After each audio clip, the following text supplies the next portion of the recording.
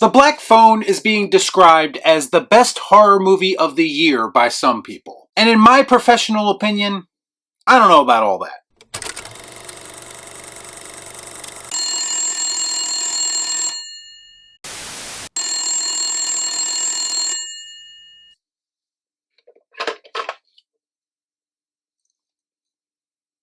Hello?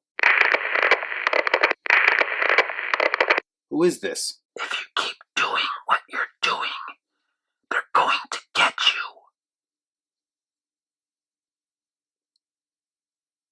Cancel Joe, is this you?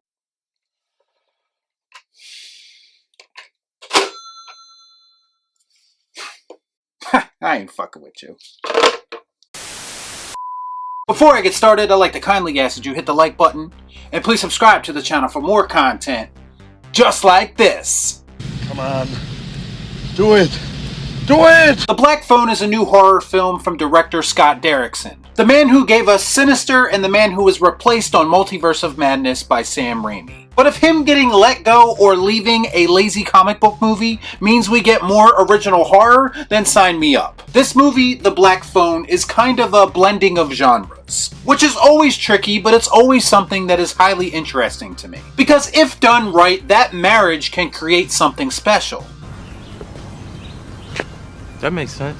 At its core, this is an abduction movie that is mixed with supernatural elements. And from the moment I saw the trailer for this movie, I was invested. I had it on my list of most anticipated movies of the year. In a lot of ways, I feel like the trailer is more creepy than the movie actually ended up being. That's not to say that there aren't moments of genuine tension in The Black Phone, because there definitely is.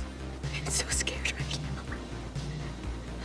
The story follows a young boy, Finn, who is abducted by a sadistic and mysterious serial killer, who typically targets children. While captive in the killer's basement, he starts to receive phone calls from a disconnected phone hanging on the wall. And as it turns out, the murderer's previous victims are on the other end. So basically, these spirit voices are trying to help Finn get out of this situation. I admire the fact that this is an original concept. It's always refreshing to see horror directors try new things. Goddamn right, that's the only way I work, Cap. I felt like the lead character, Finn, was very likable, and he does a decent job acting-wise. But the standout for me, clearly, is Ethan Hawke as the grabber. He's got a great look, and Ethan Hawke really does bring a creep factor to the role that seems very out of character for him, but he does pull it off nicely. We are very much in the midst of a Ethan Hawke renaissance, between The Northman and now this. Not you, Moon Knight.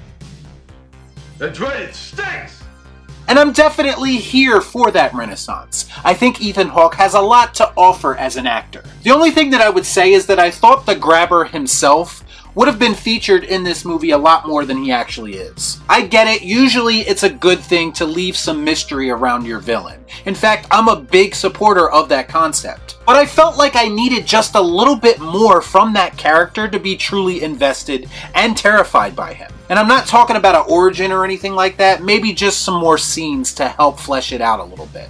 Because it's all part of the plan. The scenes where he is featured are all effective and very well done. There's a lot of ideas being thrown around in this movie, maybe one too many. There's some that work and there's some that don't work. We got ghost kids on the phone, we got child abductions, we got a crazy mask-wearing lunatic, we got broken home subplots, and we even have Finn's sister having these Stephen King-like premonition dreams. As a result, because they were juggling all these different elements, the film does feel a bit jumbled to me at times. Surely you can't be serious. I am serious. And don't call me Shirley. And I'm just not 100% sure that all of these elements work for me personally. I admire their ambition, but sometimes in horror, the simplest route is the best and most efficient route. I found some of the telephone conversation scenes between Finn and the previous victims to be a bit redundant and mundane. These scenes were also the source of a lot of the film's jump scares. And while we're on the subject, I did feel like the movie relied a bit too much on jump scares. Why? I just personally get more invested in more atmospheric horror. I love the 70s aesthetic that's been rejuvenated in horror, especially this year. 70s horror is so iconic and it's nice to see modern directors trying to channel that. I also found the early stages of the film to be a bit messy, especially some of the dialogue amongst the child actors that sounded a bit unnatural. Do you understand the words that are There's also a lot of beatings and punching going on early in the film, and it was all done in an effort to try to build Finn up as a fighter, and I understand that. But a lot of it just felt a bit too over the top and unbelievable. Overall, I have to say that I did dig the concept of the black phone, but it didn't quite stick the landing for me. Execution is everything, and this film just felt a bit overstuffed and uneven to me. That's not to say that there aren't things that I liked about it, Ethan Hawke's performance in particular being one of them. Maybe my expectations were too high going into it because I was looking forward to it, but The Black Phone came off as a decent but flawed film to me, and that's why I'm going to give it the Cathouse. Saved by kitty litter. Y'all be cool. Right on.